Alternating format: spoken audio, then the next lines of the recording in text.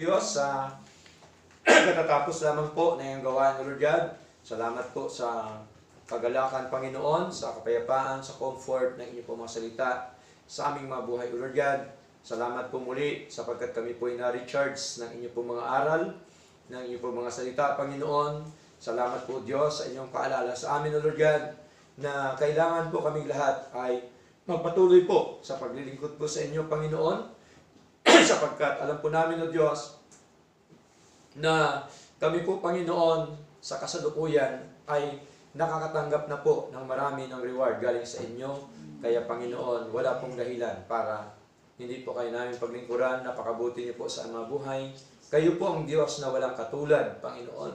Hindi po kayo kayang tularan ng anumang mga bagay sa mundong ito, O Diyos. Kayo po ang Diyos na masarap ibigin, Panginoon. Kayo po ang Diyos na masarap paglingkuran, sapagkat tunay nga po, Panginoon, na kami po ay hindi niyo po iniiwanan ni pinababayaan man sa aming mga buhay, Lord.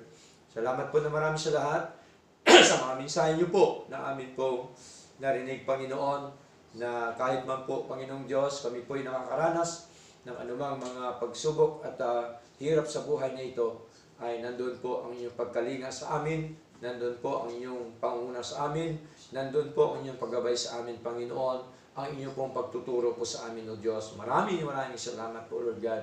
At tunay nga po, Panginoon, na napakabuti niyo po, napakarami niyo po mga pangako, Lord God, na dapat po naming panghawakan, na dapat po naming sampalatayanan, paniwalaan sa aming paglilingkod na ito, Panginoon.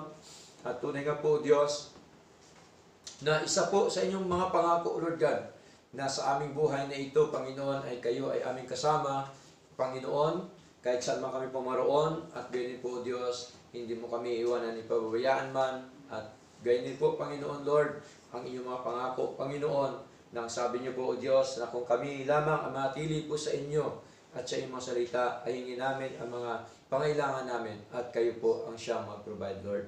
Salamat po na marami, O Lord God. Tunay nga po na ang inyong biyaya ay sufisyente sa buhay po namin, O Lord God. Ang inyong biyaya, Panginoon, ay talaga hong nagmumultiply sa buhay po namin, O Diyos. At ang lahat-lahat po na biyaya, Panginoon, ay galing po sa inyo, Lord. Salamat po. At nawa, Panginoon, ay pangunahan niyo po nawa. Una sa lahat, ang gawain, Panginoon, na baptism this coming May 31, O Lord God. Nawa, kayo po nawa ang siyang manguna, na ang gawain po ito nawa, Panginoon, ay maging maayos po at maging matagumpay. At kilusin niyo po nawa ang mga candidate na magpabautismo, Panginoon, si Nanay Lenny, Lord, si Sister Marilyn, Panginoon, at maging po si Brother AJ, O Lord God.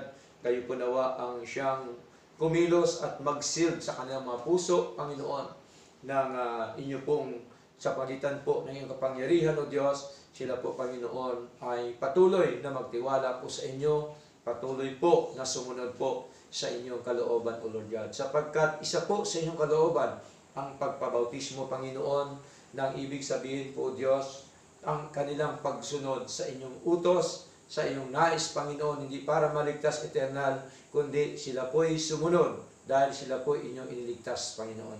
Salamat po na marami sa lahat.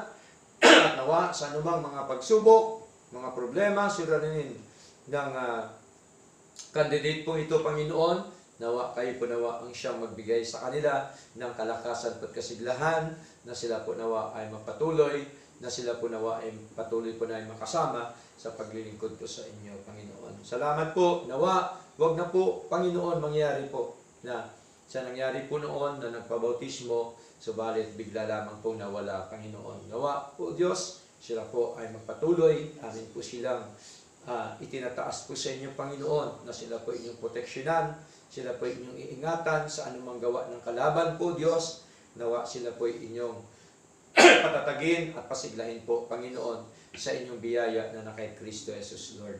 Salamat po, Lord God, at ganyan po this coming June 14 sa Thanksgiving, Panginoon, ng inyong church.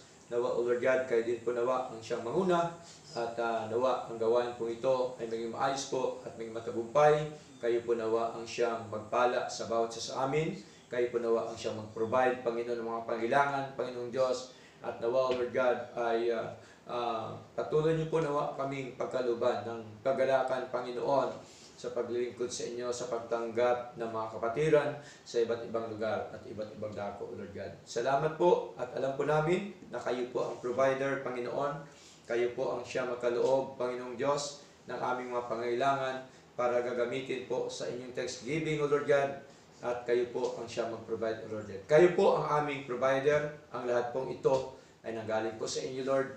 Kayo ang siyang magkaloob. Kayo ang siyang magbigay sa amin, Panginoon, para po may gagamitin po sa inyong church, O Lord God. Salamat po. At ganyan po, Panginoon, sa mga Bible studies, nawa, patuloy niyo rin po, Panginoon, pasiglahin, palakasin, Panginoon, ang bawat gawain.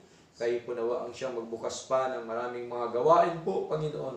At kami po ay sama-sama, tulong-tulong po nawa kami na magawa ang inyo pong gawain, Panginoon, sa iba't ibang lugar at iba't ibang dako. Sapagkat alam po namin, ayon po sa aming pinag-aralan po, Diyos, ng aming pagpapagal, Panginoon, ay hindi po walang kabuluhan sa inyo.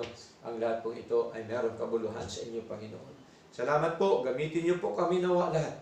Kasangkapanin niyo po nawa kami na kami po ay maging daluyan at alulod ng inyo pong pagpapala po, Diyos. Patuloy niyo rin po pagpalain ang lahat ng mga kapatid na nag-virtual worship, maging po sa mga kapatid ngayon na narito. Patuloy mo po kaming lahat kilusin at pangunahan, Lord. Kayo po nawa ang siya mag-provide ang mga kailangan sa anumang mga problema, sa pagsubok sa buhay, nawa. Mapagtagumpayan po namin ito sapagkat alam po namin mas sigit ka po kaysa problema sa pagsubok sa buhay. Mas kayo po ang pinakamakapangyarihan po sa lahat, Lord. Salamat, O Lord God, at ganyan po, Panginoon. Kayo po nawa ang siya magpalago ng inyong church. Kayo po nawa siya magdagdag, Panginoon, na amin po makasama yung mga tunay at totoo. Maglilingkod po sa inyo, yung mga hinirang niyo po, Diyos, before the foundation of the world, nawa. Kayo po nawa ang siyang maglagay, magdala po sa kanila po, Panginoon. Salamat po na marami at kami po inyong gamitin, kasangkapanin po, Diyos, sa inyong gawain, Lord God, lahat. Di lamang po ako, maging po ang lahat ng mga kapatid, Panginoon, nawa, makita ho nila, O Diyos, na napakalaga na magpagamit po sa inyo, Panginoon, upang ang kanilang paglilingkod sa inyo ay maging masigla, maging matatag po, Panginoon. Salamat po, kayo din po nawa, O Diyos, ang siyang manguna sa mga hanapbuhay, negosyo, trabaho, Panginoon, ng bawat kapatid. Kayo po nawa siya magpala. At ganyan po, O Lord God, sa mga kapatid na naghanap ng hanap buhay, ng trabaho, kayo po nawa ang siya mag-provide, O Lord God. Salamat po. At ganyan po, Panginoon, marami din po salamat sa mga kapatid na patuloy po na bukas na tumutulong sa inyong gawain. Patuloy po na pagpalain ang aming mga kaloob na ito, Diyos. Ay amin po ito, Panginoon, ibigay po sa inyong gawain na walang reserba sa aming buhay, kundi ito po'y galing sa mga puso, Lord, na ito po, Panginoon, ay para po sa inyong gawain upang meron po magamit, Panginoon, ang inyong church, ang inyong gawain po, Panginoon. Salamat po na marami at patuloy mo kaming pangunahan, O Lord God. Saan man kami pumaroon, Panginoon. Nawa, patuloy mo kaming lahat iingatan, iligtas mo kami sa anumang sakit, sa anumang karamdaman, Panginoon, masasamang kamay ng mga tao. Patuloy mo kaming lahat, nawa, lukuban po ng inyong pong kapangyarihan, Lord. Sa mga kapatid na hindi namin nga kasama, nawa, next Sunday, Lord, ay sila po ay aming makasama sa inyong pong nais po at kalooban po, Panginoon. Salamat po na marami. Patuloy niyo po nawa patatagin, palakasin, at patuloy niyo po nawa, O Lord God, pangunahan ang inyong gawain sa lugar na ito, O Diyos. Salamat po at patuloy po namin, O Diyos. Pinakatiwala po ang lahat po sa inyo. Sa pangalan po ni Jesus, ito po ang aming dalangin. Amen. Amen. And amen. God bless you.